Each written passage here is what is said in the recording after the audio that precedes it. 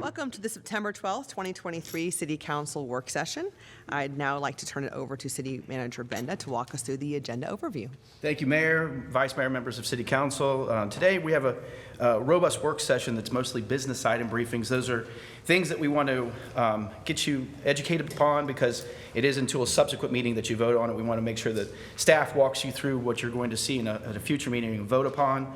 There's a couple roll call items by the City Council here, and then closed session as well. And if, Mayor, before I turn it back over to you, if it's okay, I wanted to acknowledge a new member of Team Lynchburg, new Director of Parks and Recreation. His name is Wyatt. Wyatt, would you mind standing up? Super excited for Wyatt. He's the only person I know that has three first names. He's Wyatt, Edward, Woody, and you hear different things, Eddie, Woody, and Wyatt, so he responds to all of them, which is great. And as I mentioned in my announcement to you several weeks ago, Wyatt is originally from Lynchburg and is a graduate of Heritage High School. He holds a BS from Radford University in Recreation Parks and Tourism with an emphasis in recreation management, and brings more than 20 years of parks and recreation leadership experience, including 2 years with the City of Salem Parks and Recreation Department and 19 years with Bedford County Parks and Recreation, where he served first as athletics coordinator and then as director for the past 9 years. He's done many, many wonderful things, and I'm sure that each of you will get to know Wyatt, and I just want to welcome him to the team again. So his first day is tomorrow, so I think he'll race out of here and get some rest and get at it tomorrow. And with that, Mayor, I'll turn it back over to you. Okay, thank you so much. Welcome, Mr. Woody. Okay, moving on to our first of our business item briefings, Appalachian Power Company easement, 3525 John Capron Road. This item will appear before council for action on October 10th, 2023. Dr. Reed Wodeca. Good afternoon, Council. We were so excited at Lynchburg City Schools earlier this year to receive a $10 million grant from the Environmental Protection Agency to purchase and deploy 25 electric school buses for transportation in the city schools. That amounts to about a third of our fleet here at LCS.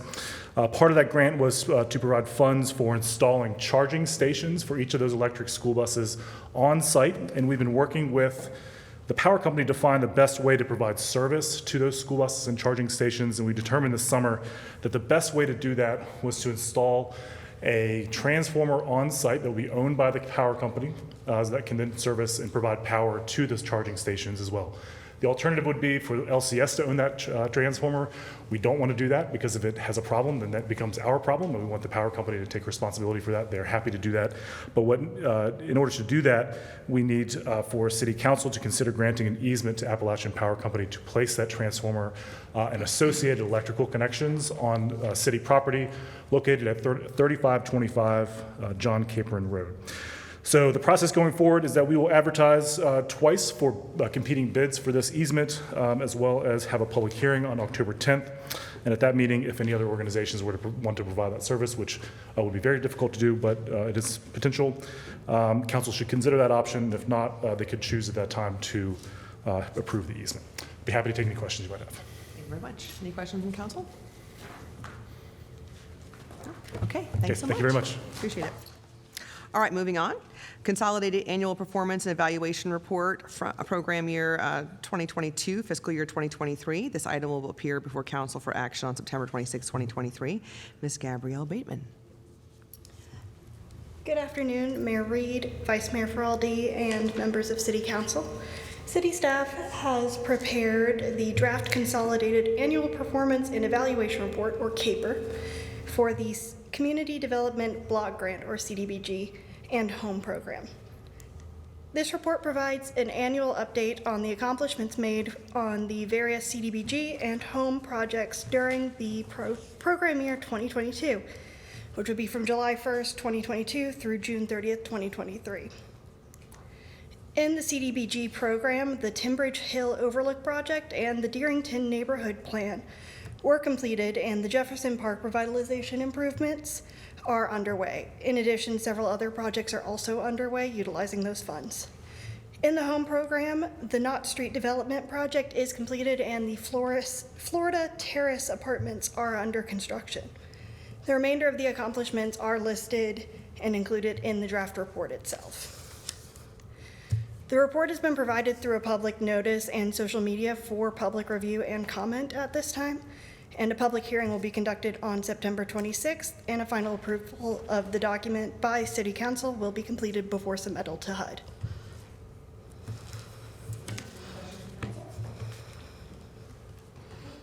Thank you.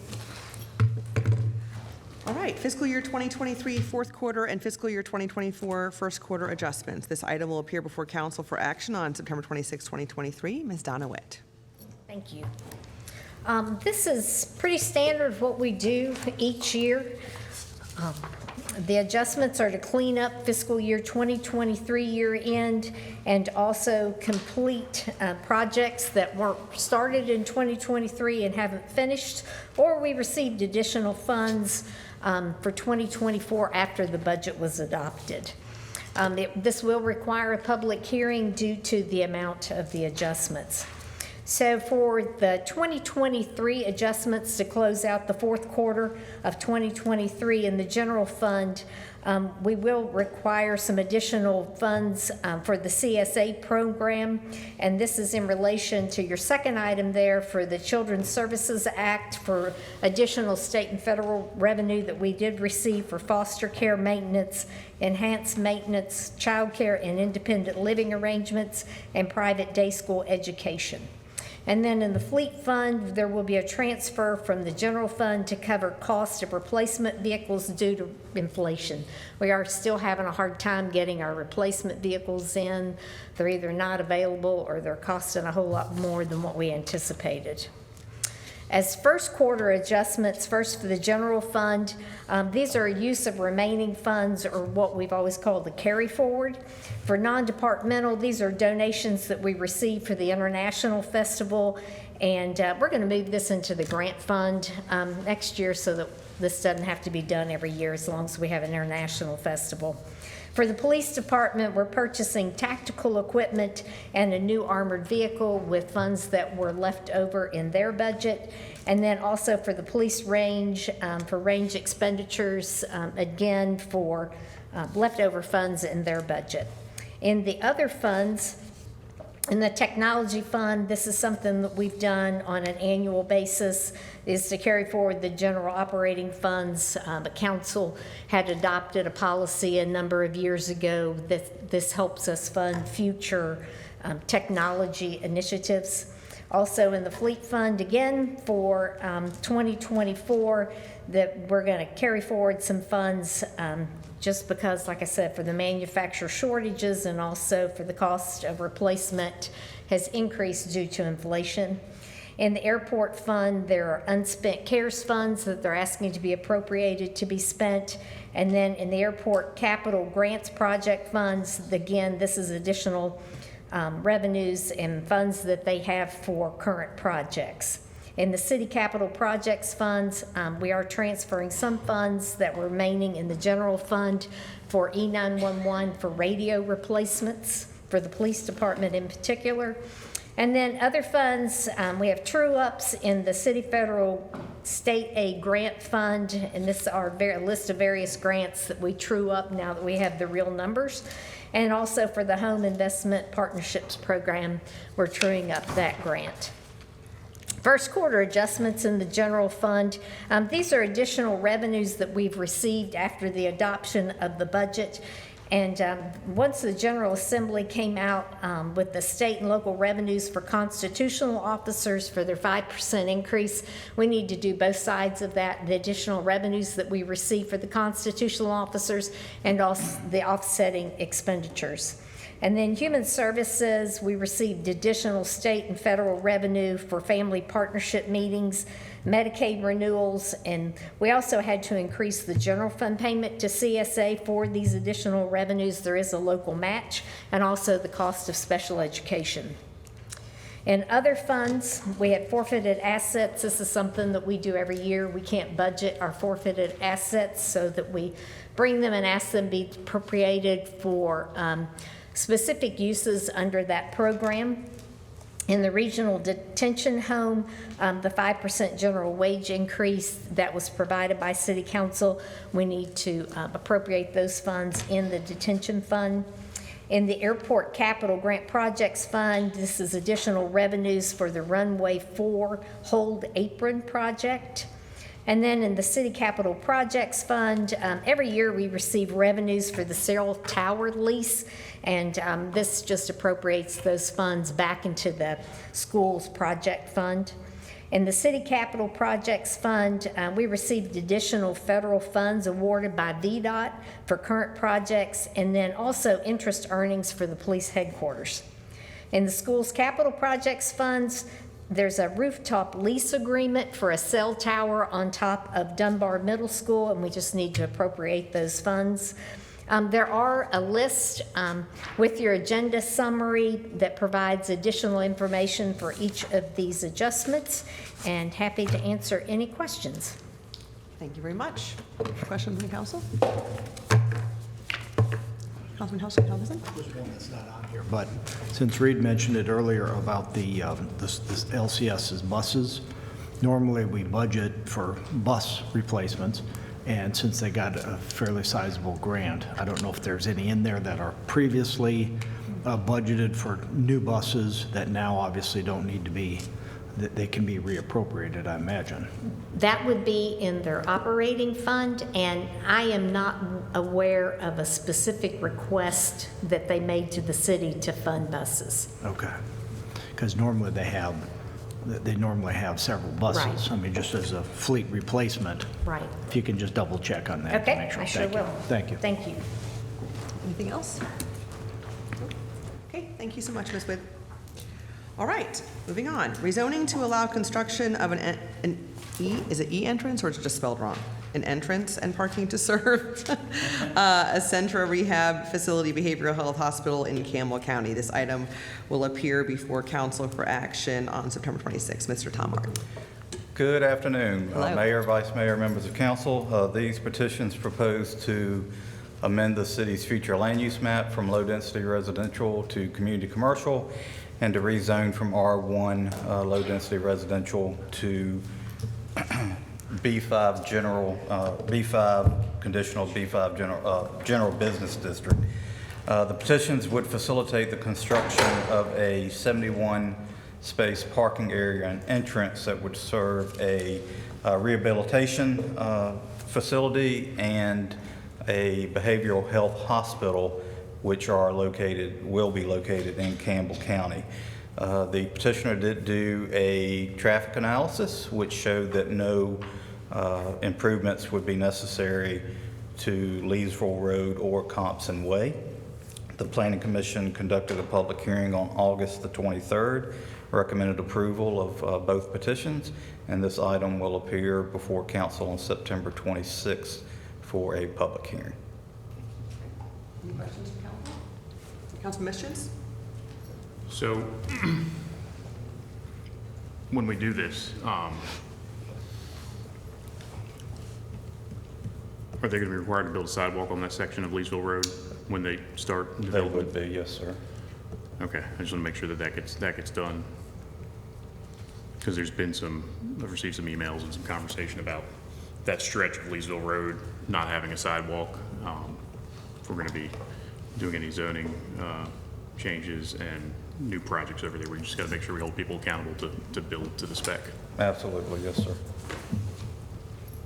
Councilman Helgeson?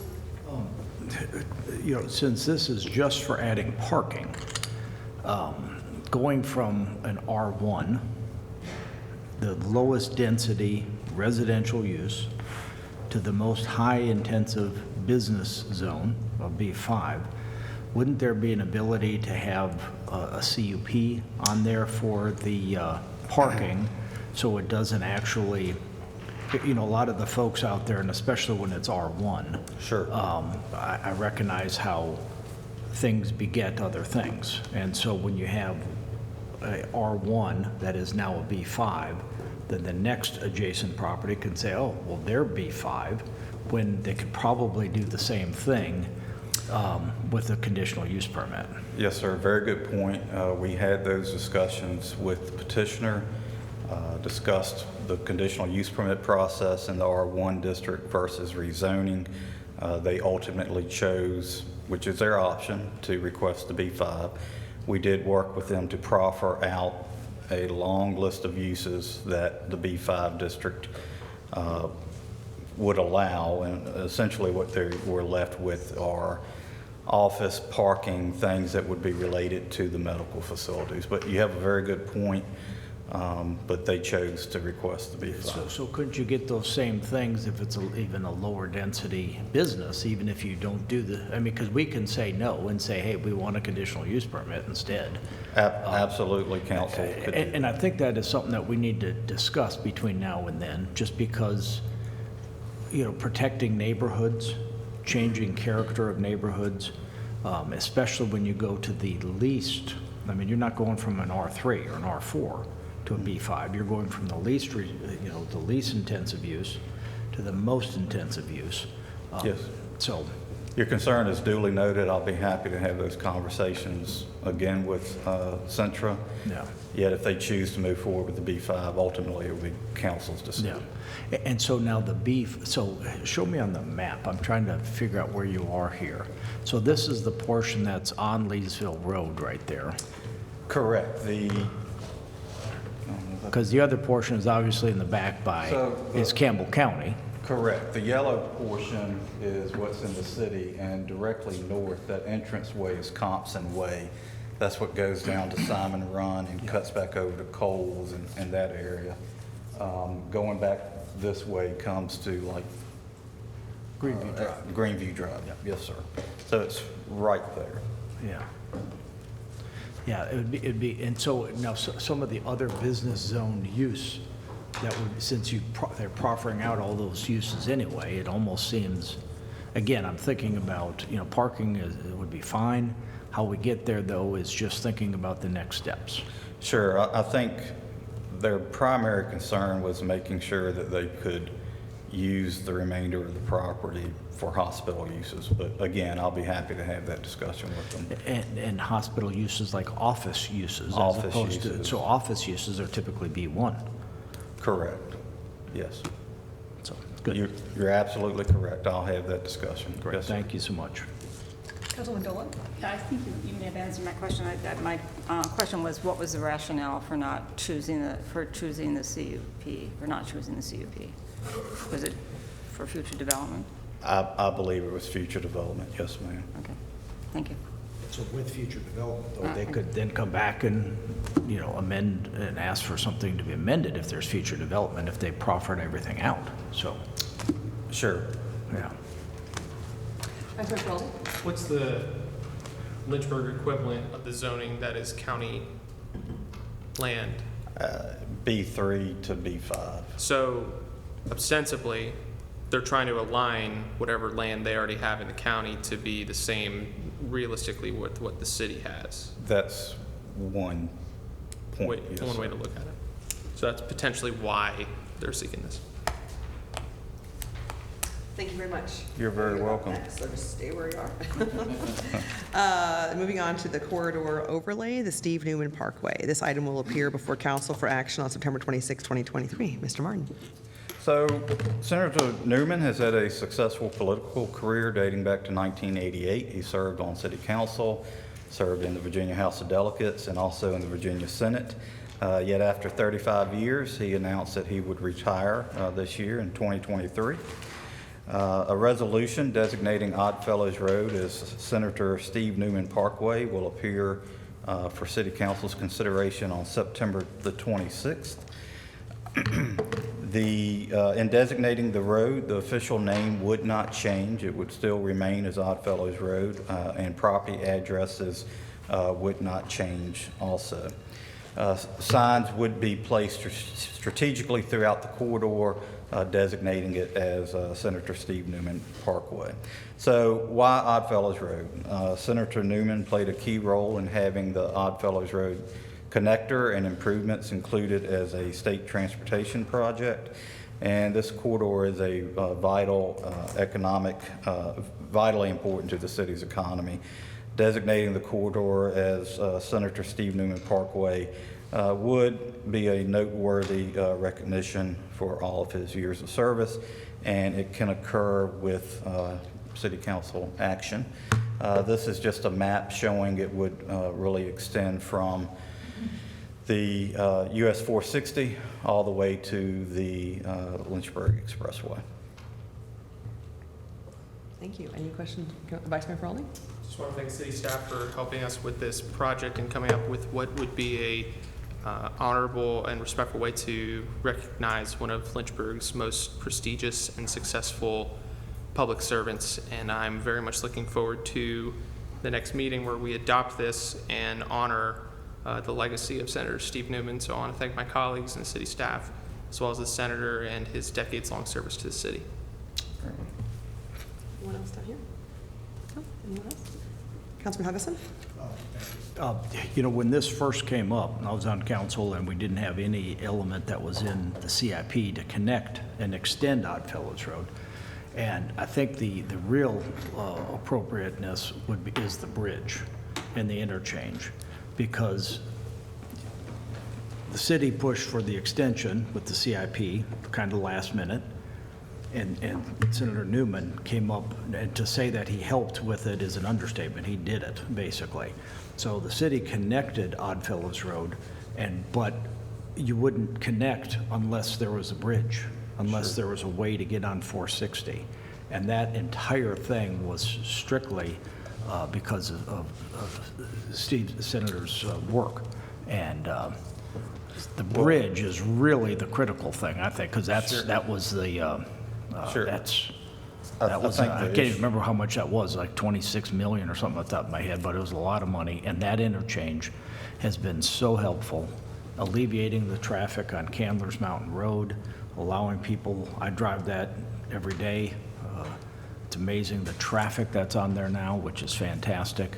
So what about the bridge as well, or? Well, the bridge, we would be happy to work on that, but that would take action by Virginia Department of Transportation. That's not something council could do on its, by resolution or ordinance. We'd have to work with VDOT. Because some of the things, you know, when the new interchange and interpass came up on 501, that was renamed, or dedicated rather, or named.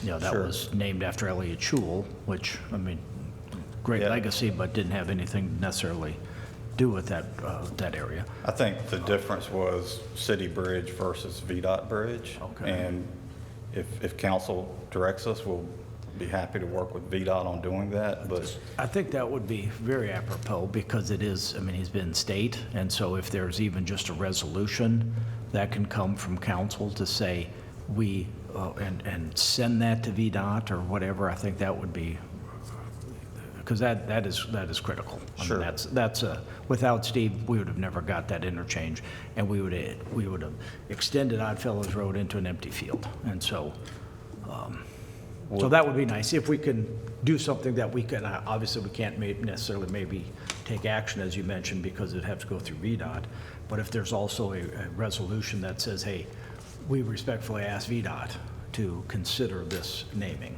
absolutely. So my understanding is you would like us to proceed with the designation of Oddfellows, but also a resolution asking VDOT to name the bridge after Senator Newman. Is that Yeah, correct? that would be my preference.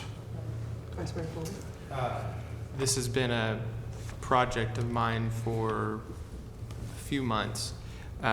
First and foremost, the council member brings up a very, very good point. The bridge is a critical component to this area. It was explored. We had discussions with VDOT and the Commonwealth Transportation Board about the process in order to get the bridge secured. It was a far more, to use the council member's term, bureaucratic process. But even still, it ultimately is actually more cost effective, which is something the senator appreciated, but also a much more city entity, city decision to make the overlay for the entire corridor, because that's what we can control. Now, of course, we can ask the bridge, but this is solely a Lynchburg decision, and it's solely the city honoring the legacy of the senator, and it only costs but $7,000. And when I shared that with the senator, who was very gracious and humbled by this gesture, he appreciated the fiscal component. So just wanted to note that for my colleagues. So if we can proceed with that, you know, when that, again, just, I talked to him about this probably about 2 years ago, and when we worked on this extension, I think it's probably been about 8 years ago, something like that. It's been a long time. That is going very nicely. It'd be nice, you know, we can do what we can do, but also add that component to say that that is great to allow this, you know, push the state as well. So I think that'd be good. Thank you.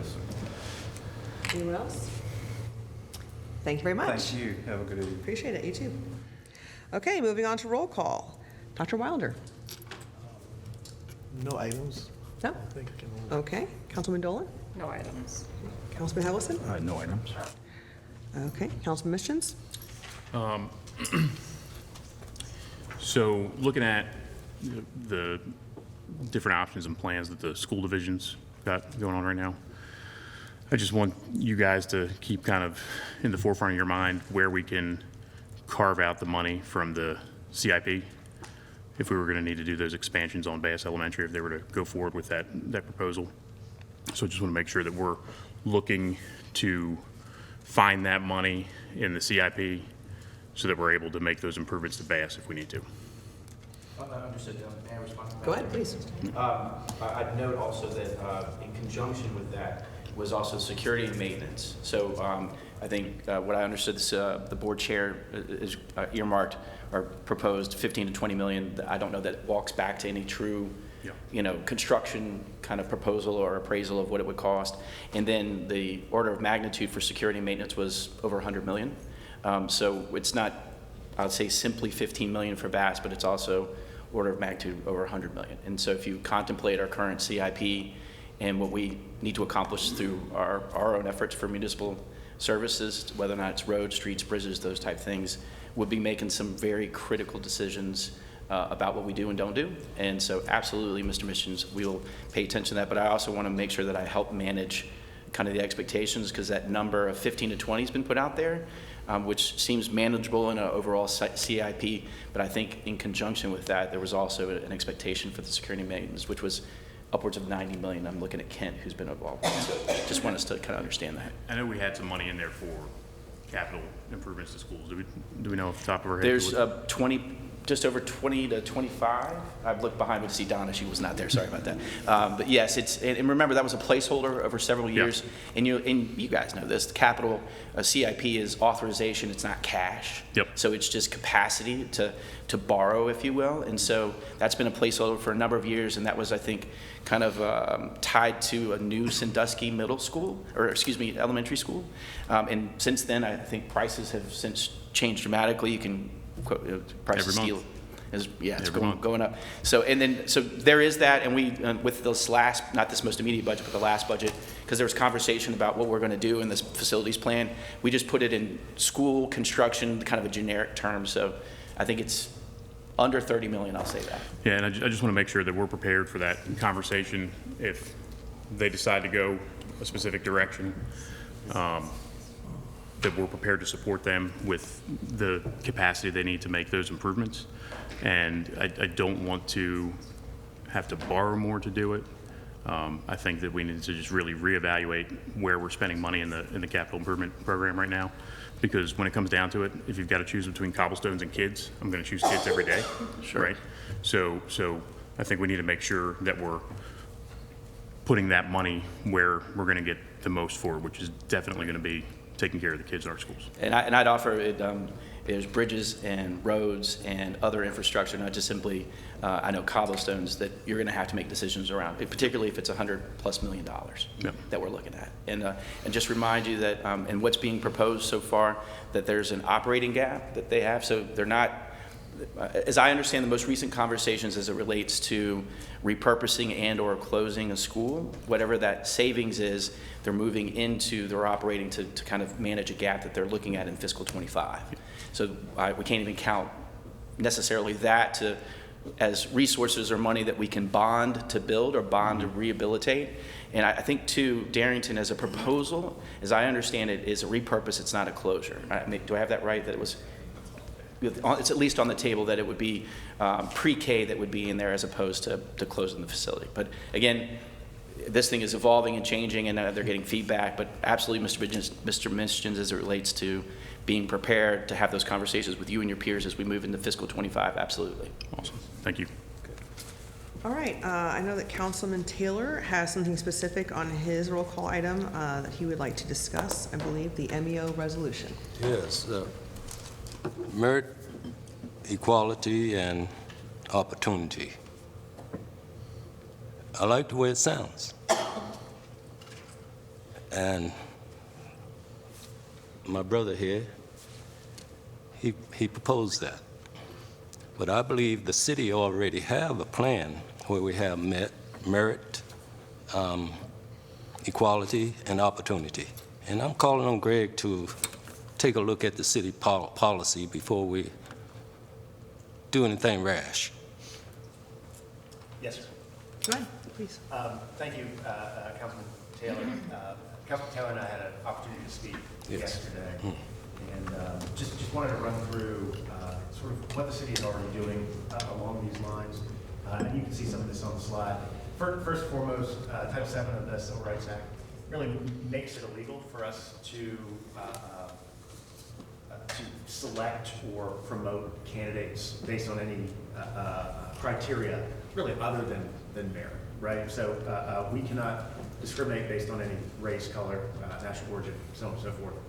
I'd also draw your attention to the second bullet point on the slide, and this is directly from the city's employment policies and procedures. I won't read it to you, but the last sentence I think is the one that's important. The city supports merit system principles for all employment actions, including selection, promotion, and reassignment. So again, as it comes to any of the selection or the promotion, reassignment, any way we view personnel, we have to legally, and we do by policy, view that through a merit lens and a merit lens only. One of the things I found out today from our HR director, which I think is really important, when we send applications to the subject matter experts in the departments who are setting up interviews and deciding who's going to get an interview for positions, we completely anonymize those. We take out all the personally identifiable information. So no name, no address information. So the information that the folks who are making the decision as to who gets interviewed see is just the content of the application. So we do these things to make sure that the folks that get an opportunity to be promoted, be selected for city employment, are selected based on their experience and their ability to perform the job effectively. So there's no gender-specific jobs? No, sir. That would not be legal.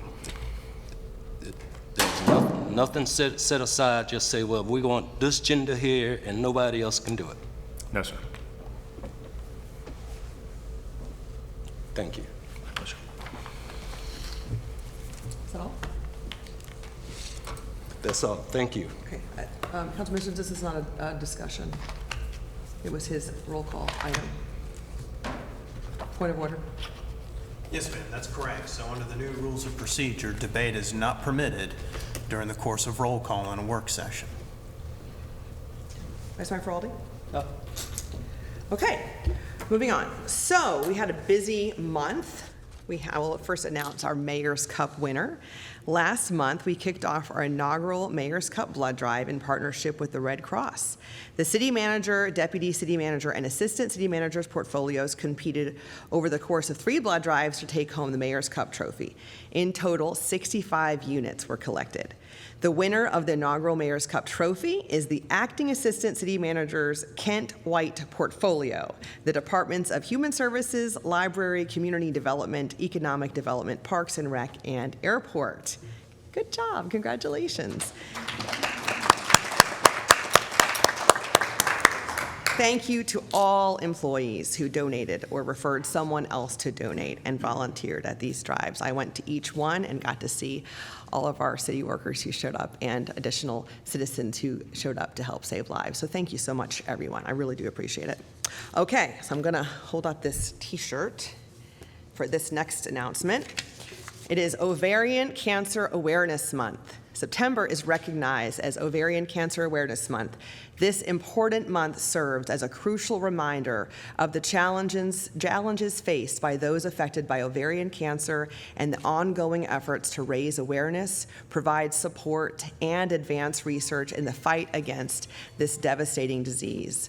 Ovarian cancer is often referred to as the silent killer because its symptoms can be subtle and easily mistaken for other less severe conditions.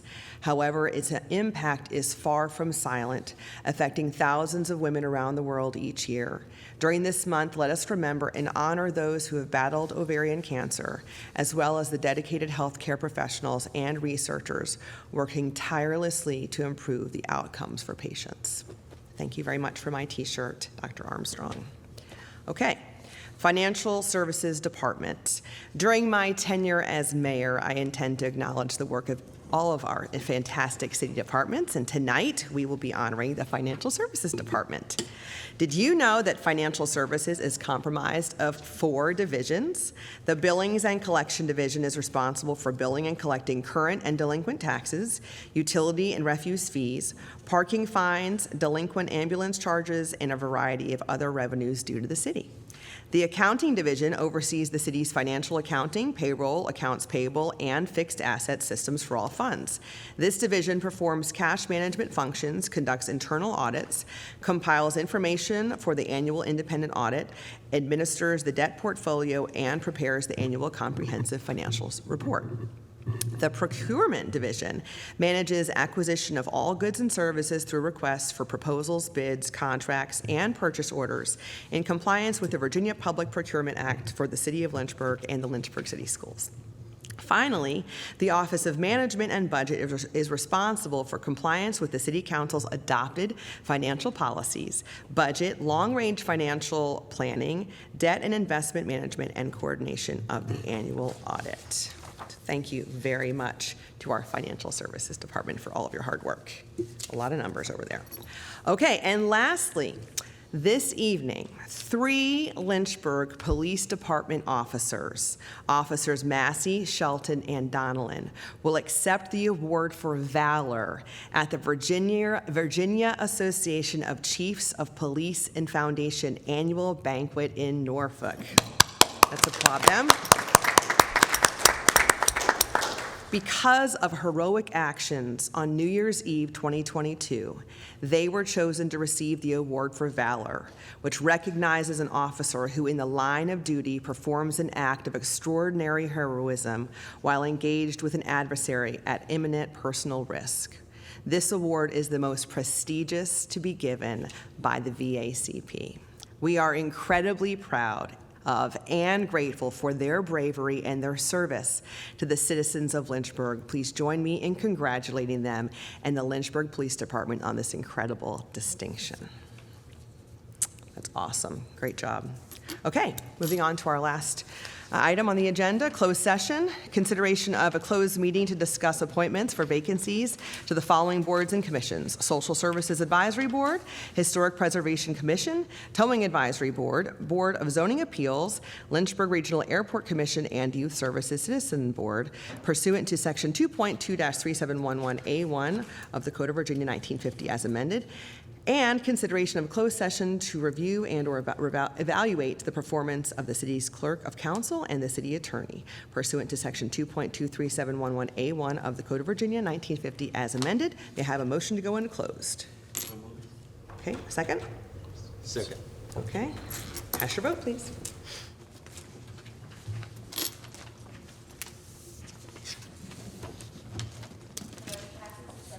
All right, we are now in closed session. Thank you, Rich.